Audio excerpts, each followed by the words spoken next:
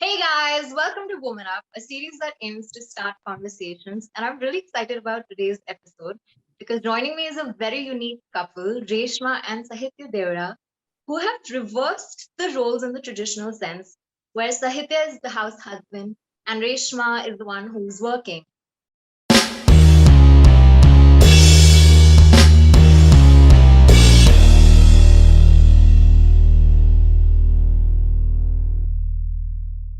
Hi guys, Hi. Hello, hi. such a pleasure to have you guys here. And let me tell you, it's so hard to find a couple who's chosen this kind of dynamic. And I'm so glad that my brother sent me this video. I think Humans of Bombay had done a cover on you guys. And I'm so glad that I found you all. So, welcome to Woman Up. Thank you. A pleasure to be here. Thank you. I want to ask you guys, what is your story? Let's start from the beginning. What is your story? How did you guys meet? Was this a love marriage? Was this an arranged marriage? So you wanna go ahead and talk about the Sure. So we met when we were studying in London. We were at London School of Economics together. Right. I went alone, all alone from India. My first time, staying that long alone. And I was, looking to make familiar friends. And one of my friends said from Calcutta, she said, there's someone here from Pune as well. And I was really excited. She introduced me to him, Yeah. and since then we started hanging out together. Pre LSE, post LSE, because he was doing a different course and I was doing a different course there. But that's really where we met. We met in London, and we, fell in love there. He stayed back to pursue his MBA in Cardiff. I came back and I started working in Bombay. And then when the pressure, I come from a Marwari family. So when the pressure to get married became too much to handle, I had to shift back to Pune. And Right. that's where we're from. And that was the beginning of our love story. It is a love marriage. It wasn't the easiest love marriage because it was intercaste. So Right. we had to fight a little bit, with the system, with the society, with our families' mindsets, etc. But in the end, they came around, and it was a great wedding in a small hill station called Mahabaleshwar, close to Pune. And Satya basically grew up there. He grew up in Panchgani. Since he was 6 years old, he was in a hostel there. And Yes. so it was a really special place. I've been going there since, I was a really little girl. We had a home there. So Right. it was a very special wedding as well. So that's our story. Okay, so sounds like you guys already had some opposition. So tell me then, how did this way of life come about? Because it is very untraditional. Was this something that you guys decided on beforehand based on your, natural skill set? Or was this something that, life just brought you to a point where this made more sense for you guys? Uh, I think at the time when we had a kid, we have a daughter. She's 5.5 years old. Her name is Right. Mishka. So we had her in about 2016, and both of us were working at that time. Yeah. And obviously, Reshma stayed back for about 14, 15 odd months, taking care of Mishka at home, and I was working. Right. Then post that, then Reshma got a couple of offers from some really good companies, and she is really good at what she does. And I was also in two minds that time. I wanted to shift my career. I wanted to explore new career opportunities. So I then decided that why doesn't Reshma go on and take those new opportunities, And then I wanted some time for myself to think exactly where I want to go with my professional life, Yes. and we weren't very comfortable with the fact that maybe a maid taking care of her daughter at home, or a daughter being sent to our relative's place and then picking her up and bringing her back. You know the drill. That's what usually, I mean, a lot of people have to do that. We don't have any option, being a nuclear family staying in big cities. So then I stayed at home, looking at different business ideas, opportunities, and Reshma went on to doing her work, and it just so happened that I started enjoying taking care of my daughter. One day Yeah. after the other, one day after the other, I started learning new things, and then I thought to myself that, well, if I give 3 or 4 odd years to my daughter right now, I mean, Right. I always have time ahead in my life to, cope up with that and go ahead and make sure that, I do really well in my career. Absolutely. So then I made a final decision that, okay, this is a full-time job. And since Mhm. I had told my wife that you go on and you take that opportunity there, I mean, Yeah. you can't backtrack from that. And she's really good at what she does. And I What? started, Sorry, I don't know what your respective professions are. Well, okay, what so do you do? I come from the automobile sector. Okay, I Okay, was in the automobile sector. And great. my wife, she's a marketing specialist. Interesting. Very cool. Yeah, Amazing. yeah. So, a lot of opposition as is because you said it was intercaste and all of that. How did your families react to this? Because in our Indian society in particular, there's such defined parameters for what is a woman's job, and I know those things are changing, but even then, I think a man choosing to stay back at home is an anomaly. It's not definitely not the rule. So, were your families receptive to this idea? Were your friends receptive to this idea? Well, I think I didn't really give them a say in that. Yeah, that's what I was going to say. I don't think we really paid attention to what our friends or families really felt. We never sought out to ask them their feelings about it, because we knew that our child is our responsibility, and we have to do what is best for our family. We will make it work as per our situation, our circumstances, and so basically, we didn't really care about that. We stuck around with the people who understood and appreciated us. Yeah, I mean, that's what you do generally in life. You don't want people like, well, sometimes we did feel that our parents were worried, and especially his parents were worried that, he was losing those 2, 3 years in his career. But he yeah. was always very steadfast about the fact that a child, especially a growing child, needs one parent around all the time, and that's just what we went with. I love that. I love that so much that you guys didn't succumb to, what other people said. That's just really beautiful. Are they more supportive now? Now that they see you guys thriving in this way of life, and are they more supportive and more on board now? They've gotten time to get used to the idea. I know you guys don't care about it, but even so, we still, especially like I said, in this country, we can't separate ourselves from our families. We are very much our families are such an intrinsic part of who we are, and culturally, we're not removed from them. So I mean, I'm sure it helps to have. Are they more supportive now? Yeah, they have actually come on board now with our decision, Yeah. and they are more supportive, and they're a bit more relaxed now. Now that our daughter Mishka, she's about 5.5, she's all grown up now, and now that I have more time for my professional life, and I can go out and do a lot of things which I've already started for the past Yeah. 2 3 months. So I think most of the growing up part is behind us, Yeah. and I yeah. mean, the formative years.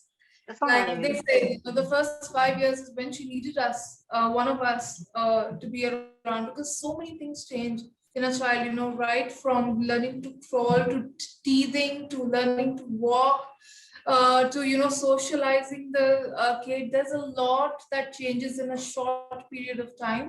And there's a lot of foundation that you have to lay for your children. And I think these first 5 years have taught us really well as to what Mishka needs. Yeah. And, it sort of laid that foundation for Mishka as well. I think she's just 5, but I feel like she has so many things sorted in her head, like Yeah. she's a social kid. She knows how to respect people really well, because that's the difference, I think it makes when one parent, at least one parent gives it Fine. their all. That's so beautiful. Sahitya, I wanted to ask you, was there like a learning curve to this, or did this come just like organically to you?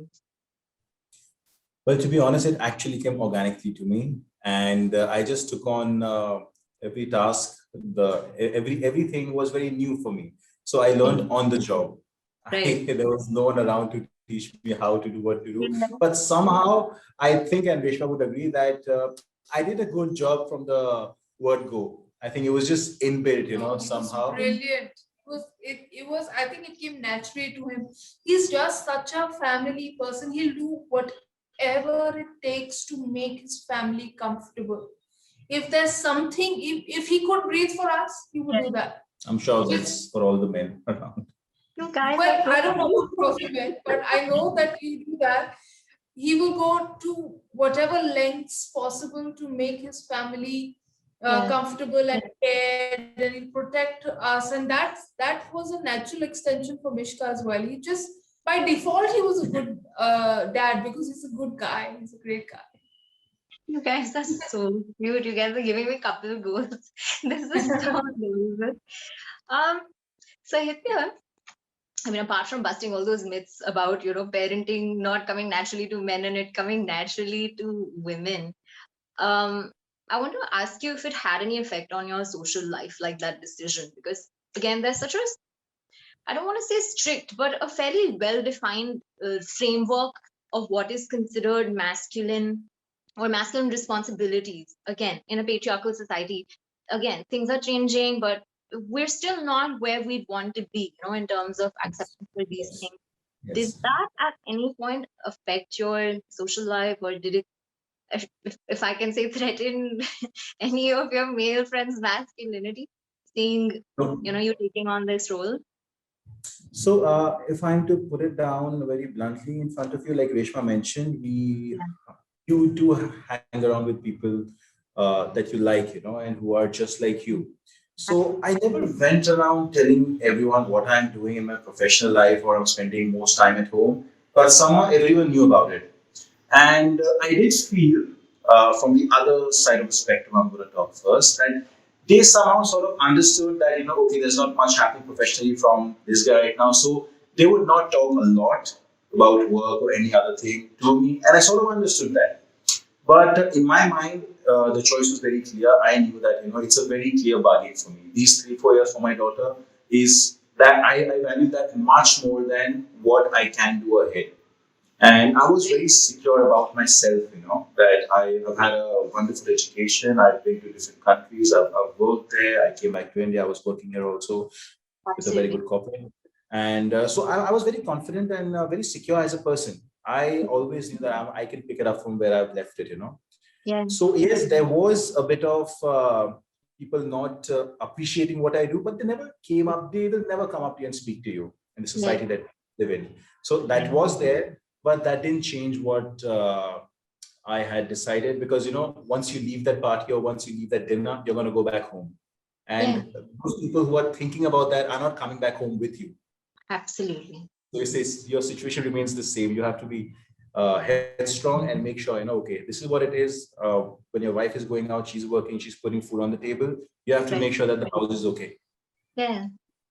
You Right. know, I remember while we're on that topic, I remember a couple of times there were men who, because they probably were not doing as much for their family or, their kids. Yeah. So many of them would come and tell him, like, can you just relax? Please don't do so much. Don't put such high benchmarks for us that our wives expect the same. Yeah, that happened. And that happens regularly. And they were serious. They weren't joking. They were Yeah. serious. Yeah, there were times when they tried to put him down for it as well, because Wow. they couldn't stand up for the, Yeah. stand up for their situation or their family or whatever. They did. They tried to make it difficult for him by making, snide comments and all that has happened. So it's not Yeah. that. And there have been times when they've come up to him and said, "Bye, relax. Like Yeah. don't set these unrealistic expectations for us." No, but But that was okay. sorry. No, I'm saying, but that was all okay. Part Yeah. of the entire parcel and the bargain. It was going to happen. Yeah. Yeah. And we knew about it. That's it's bound to happen, again, Yeah. in a society like ours in particular. We haven't gotten to that point yet, but what's amazing is that you guys knew it, didn't let it affect you guys, and then chose to live your life the way you want to anyway, which I think is what matters most, which I think is the most inspiring part about your story. Reshma, on the It's opposite great side that of you you, find it inspiring. For us, it was so normal. It was I just, was like, we didn't how many ever people do feel. that? How many people do that? You know, Yeah. everybody Now fears we to realize try. that, Rashi, now that we've, spoken to you and we've had that, Humans of Bombay, Hindustan Times also covered this, and we were like, Mhm. wow, this is a big deal. This has been our way of life for the last 5 years. Now we realize that it's a big deal. Otherwise, it was just normal for us. It shouldn't be a big deal, but it is, given again the societal It construct. shouldn't be. It shouldn't be a big deal. Shouldn't be. But you guys should know that you're paving the way for a change, and you should be proud of it. So that's Thank amazing. Reshma, on the opposite side of this, did you ever feel weird about not being the primary caregiver? Because it's again, and this is not just, I think, true of, like, say, the Indian context. This is true universally, where a woman's identity is so intrinsically tied with being the primary caregiver. Did it ever affect you? Did you ever, were you at the receiving end of any such snide comments or anything of that sort? So when I remember the time when I decided to get back to work and part-time work. I started with part-time work when Mishka was 14 or 15 months old, Yeah, and there was some resistance then. Where yeah, people, very close people would say, "What's the big hurry? Why are you getting back to work? right. Why don't you just look out for the child for a few years?" And that few years for me was just like, that comment, few years. I just didn't understand what it meant. What is few years? When Yeah, does the child stop needing you? There is never going to be a time that the child will stop needing you. You just have to balance things. So I thought absolutely. sooner, better than later. And I did take the plunge into part-time work when she was 14 months old. So that happened. And then as per your question on whether I felt weird for not being the primary caregiver, yes, sometimes I did. I did feel like I was letting Mishka down, especially when she was a little girl, when she was 2 or 3. I did feel that there's always mother's guilt, right? And a Mhm. working mother has more of it. Yeah, Sometimes when she would get hurt or she was sleepy, she would run to Sahitya. And I used to think to myself, what is this? This child doesn't need her mother as much. And I used to feel bad. I did. But not to say that I didn't give it my all. Also, when I came back home, I was all hers. I never took time. I mean, I'll tell you, Rashi, I haven't lost my post pregnancy weight because I haven't got time to give to myself. I have I have gone back to work, which people yeah, initially said, oh, she's doing it for herself, you know, or she's going back to work for her. That's not something you do for yourself. You just, work is work, but I had no time to work on myself. yeah. I was half of what you see me here right now, but I've not been able to give that time to myself because I've tried to give it my all. I'm Yeah. not saying that's a good thing. I must take out time if I have to be a better mother. But that's just how it is. That guilt makes you do that. I Yeah, think, she has taken much time for herself, Mm. after we had Mishka.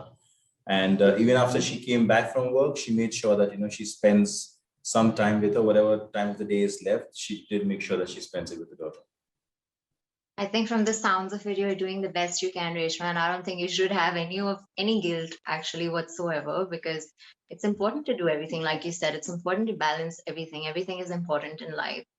And again, like I said, I think you guys are doing just fine. So let the naysayers be and Yeah. keep on keeping on the way you do. Yeah.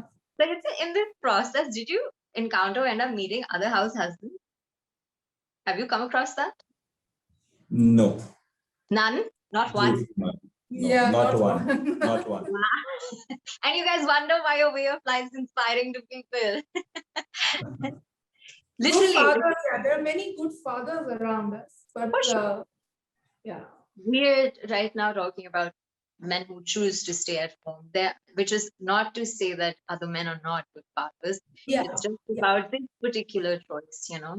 There's many different ways of doing things, and hopefully your story will allow other people the freedom to also take that chance, if not forever, at least for a little bit, if that works and fits into their way of life without having to bother about what other people are saying. It always takes the first few people to initiate any change, then people yeah. rally behind that and find the courage in that act of defiance somehow. I do feel um there must be so many people, who are doing this. People are doing whatever it takes to, yeah, make their families or make their life work. I yeah, just feel I don't think we're that unique in that sense. It's just that the story has come up now, and we've just started. yeah, Thanks to people like you, we've started talking about these things that are so important. I for do sure. know that there might be so many, and I do remember reading the comments on that video. There were 3 or 4 comments that said that my father's done the same, and for Mhm. years. So I know that there are other people like this as well.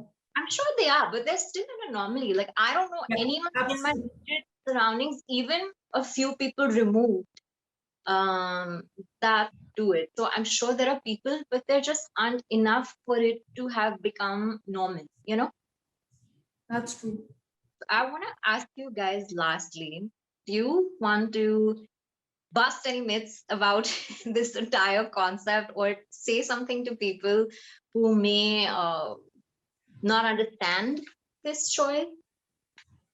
Yeah, I just want to say one thing, very in just 2 lines that I've started having immense respect for mothers and housewives because believe me, the world is working because of them. So true. They come home, every person comes home from a hard days of work, and if he does not get that rest, the food, and some person to talk to, and the kids when they're growing up, you're not going to get the energy, or you can't recharge your battery for the next day. So it's really not laid. People don't really respect that for most of the women who are doing it, and the Yeah. mothers as well. But that is one thing that I've realized, that it is a tough job. It is a very tough job, and it's a monotonous job that you have to do every day, and you cannot be laxed about it. And Yeah. it's tougher to do when you're a man, and Satya's underplayed how tough it must have been for him. But it's just, I think, if there's one lesson to take away from this story, is that gender stereotypes should not hold us back from doing what's best for our children and our families.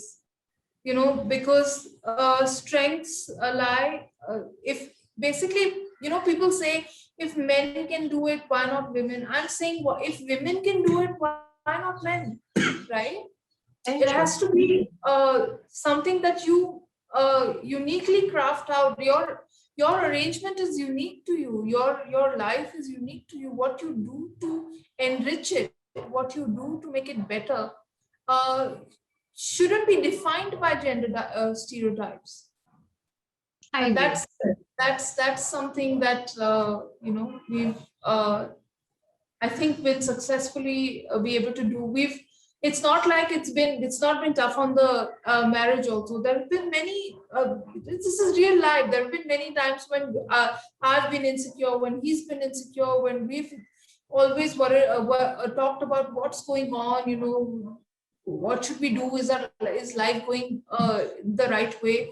But when you see Nishka, and when you see her as a happy kid who's always singing, who's learning well, who's you know growing up beautifully in this society, you feel like it's been worth it. And we've really grown through this experience as well. I think we're closer now than we even were when we were dating earlier in London. So I love that. That is so beautiful. I don't think I could have summed it up better in any other way. I think Mishka is a very lucky kid to have you both as her parents. And I think on those wise words, I will say thank you, guys. It was so amazing talking to you all. I have the biggest smile on my face. Look how hard I'm smiling. Because you guys, I don't know, it's beautiful. Your story is beautiful. I think you both are amazing. And I wish you guys so much love and good wishes for everything that you guys go on to do. And please remember that your story is inspiring, even though you think it's normal. Thank you so Thank much. I you. hope it becomes normal soon. It will. Thank you so much. That's the hope. Thank you for taking the time. All right, ciao, guys. So, Okay. bye. Bye-bye.